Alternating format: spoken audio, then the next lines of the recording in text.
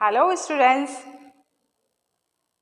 हम लोग 9th class का ज्योग्राफी का चैप्टर नंबर 4 हम पढ़ रहे हैं बच्चा, एंड इट इज़ क्लाइमेट। और क्लाइमेट में आज का जो हमारा टॉपिक है it is monsoon as a unifying bond. क्यों कहा जाता है मॉनसून को यूनिफाइंग बॉन्ड, बस यही पढ़ेंगे हम इस वीडियो में, और इसके पढ़ने के साथ ही हम इस चैप्टर को कंप्लीट कर लेंगे। फिजिकल फीचर्स लाइक कहीं पर जैसे माउंटेन्स की हम बात करें कि यहाँ पर माउंटेन्स रेंज हैं, यहाँ पर जो माउंटेन रेंज है वो क्या करती हैं, वो यहाँ से क्या करती है, सेंट्रल एशिया से जो पोलर विंड्स हैं, पोलर विंड्स को इंडिया में एंटर नहीं करने देती। और एंटर नहीं करने देती हैं इसका मतलब क्या है कि एक्चुअल विंटर्स को एक्सपीरियंस नहीं किया जाता। इसका मतलब कि अगर ये फिजिकल फीचर नहीं होता, माउंटेन नहीं होते, तो जो पोलर विंड्स हैं वो इंडिया में एंटर कर जाती और यहाँ पर भी बर्फ गिर रही होती है, बहुत ज़्यादा एक्सट्रीम विंटर को हम एक्सपीरियंस कर रहे होते। वैसे ही जो मॉनसूनल विंड्स हैं वो इस फिजिकल फीचर की वजह से बाहर नहीं निकल पाती हैं। तो क्या करती हैं, वो हमारी कंट्री में अंदर ही बारिश करती हैं। ये जो फिजिकल फीचर्स हैं वो इंडिया को एक मॉनसूनल टाइप कंट्री बनाने में हेल्प करते हैं, या फिर हम इसी की वजह से बोलते हैं इंडिया को, and it is a monsoonal climate and lead to rhythmic circle of seasons. Rhythmic circle of season का क्या मतलब है कि हमने पढ़ा क्या कि पहले कोल्ड वेदर, सर्दियाँ आई, आफ्टर देन गर्मियाँ, hot weather season, and after then rainy season. फिर हमने इसमें क्या देखा था, पोस्ट मॉनसून या फिर ट्रांजिशन सीजन को देखा, एंड आफ्टर दैट फिर से क्या आ जाता है, फिर से विंटर सीजन आता है। तो ये एक पूरा सर्कल में चलता है, साइकिल में चलता है कि पहले सर्दियाँ आई, फिर गर्मियाँ आई, फिर बरसात आ गई, फिर से सर्दियाँ आई, गर्मियाँ आई, बरसात आ गई। तो पूरा एक रिदमिक सर्कल इसका चलता रहता है सीजन्स का। मॉनसून और किस तरह से एक यूनिफाइंग बॉन्ड बनाता है, it is entire phenomena such as landscape, animals and plant life revolve around the monsoon। ये सारी चीजें, कौन सी चीजें, लैंडस्केप किस तरह का होगा, एनिमल्स वहां पर किस तरह के पाए जाएंगे, और जो प्लांट्स लाइफ है वो किस तरह की होगी, it revolve around the monsoon, कि वहां पर किस तरह का मॉनसून पाया जाता है। जिस तरह का मॉनसून होगा उसी तरह के वहां पर लैंडस्केप, एनिमल्स और प्लांट्स पाए जाएंगे। ऐसा नहीं है कि जो यहाँ पर जो पोलर बियर पाए जाते हैं या फिर जो जहाँ पर बहुत ज़्यादा बर्फ गिरती है उस तरह के प्लांट्स हम यहाँ पर साउथ में, केरल में, तमिलनाडु में सोचें कि उस तरह के प्लांट्स और एनिमल्स यहाँ पर पाए जाएंगे। तो इट इज़ नॉट पॉसिबल कि जहाँ पर जिस तरह की क्लाइमेट होगी, जिस तरह का मॉनसून होगा, उसी तरह के एनिमल्स, प्लांट्स और लैंडस्केप पाया जाएगा। And whole agriculture calendar depend on the monsoon. जितने भी जो भी फार्मर्स हैं,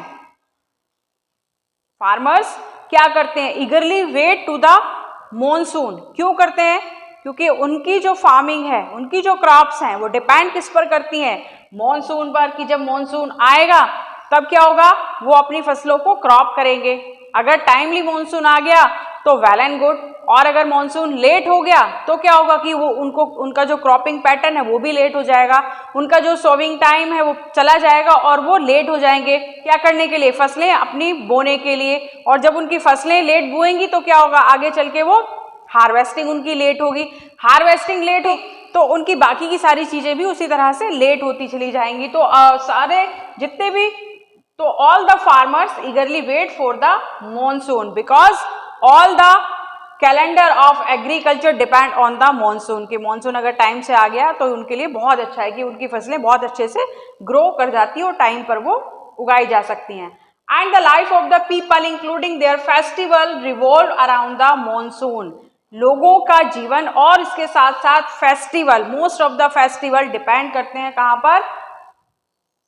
पर, मॉनसून पर, कि मॉनसून के बाद ही मोस्ट ऑफ द फेस्टिवल आते हैं। अभी प्रीवियस वीडियो में हमने पढ़ा था कि बारिश के बाद जब एक ट्रांजिशन पीरियड हमने पढ़ा था, ट्रांजिशन सीजन की चीज़ों को फिर से क्या किया जाता है, उनको फिर से बनाया जाता है, फिर से रिपेयर किया जाता है, उसी के बाद हमारे मोस्ट ऑफ द फेस्टिवल आने शुरू हो जाते हैं। तो people including there festival around the monsoon, तो लोग, उनका जीवन और फेस्टिवल ये भी मॉनसून, इस पर क्यों डिपेंड कर रहा है कि अगर मॉनसून टाइमली आया था, यहाँ पर हमने फर्स्ट पॉइंट में पढ़ा था ना कि all the agriculture calendar depend on the monsoon. अगर मॉनसून टाइम से आया तो उन्होंने अपनी फसलों को सो कर दिया टाइम से, फसलें सो टाइम से हुई तो हार्वेस्टिंग टाइम से हुई, हार्वेस्टिंग टाइम से हुई तो उनके पास पैसे जल्दी आ गए। तो पैसे जल्दी आने से क्या होगा कि वो अपने फेस्टिवल को अच्छे से सेलिब्रेट कर पाएंगे, क्योंकि मनी उनके हाथ में आ चुकी है उस टाइम। जैसे दीपावली आती है उसके बाद, तो दीपावली पे क्या करते हैं लोग, पैसे खर्च करते हैं, अपने घरों की साफ सफाई करते हैं। तो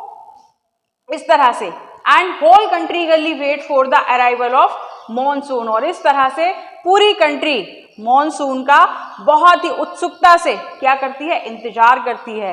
and it provide water to the rivers and ponds which unite the whole nation.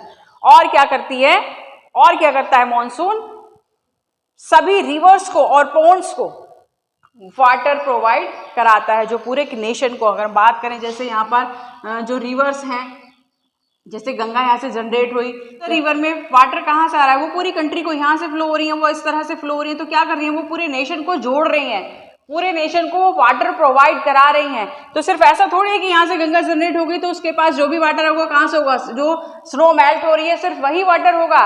ये वाटर और कहाँ से आता है, और आता है मॉनसून से। जब बारिश होगी तो इन रिवर्स में वाटर आएगा, और वाटर आएगा तो क्या होगा कि वो पूरी कंट्री को यूनाइट करेगा, कि वो पूरी कंट्री को वाटर प्रोवाइड करेंगे। एंड बहुत सारी रिवर्स ऐसी भी है जिनमें सिर्फ मॉनसून के सीजन में ही वाटर आता है, अदर सीजन में वो बिल्कुल ड्राई रहती हैं, उसमें पानी नहीं रहता, वो सिर्फ और सिर्फ मॉनसून सीजन में ही उनमें पानी आता है। So this is all about the topic, और it is the last topic of this chapter. इसके साथ ही हमने एक बहुत ही इंटरेस्टिंग चैप्टर को खत्म कर लिया है, इंटरेस्टिंग चैप्टर हमारा खत्म हो चुका है। So we have completed this chapters. तो इस चैप्टर में हमने बहुत सारी इंटरेस्टिंग चीज़ों को पढ़ा, बहुत सारे इंटरेस्टिंग फैक्ट्स को हमने समझा, सीखा, और आई होप कि आसपास हमने उनको महसूस भी किया। तो मिलते हैं नेक्स्ट वीडियो में चैप्टर के साथ, and it will be natural vegetation and world life. तो मिलते हैं नेक्स्ट में। Till then take care, keep connected, keep smile. Thank you very much.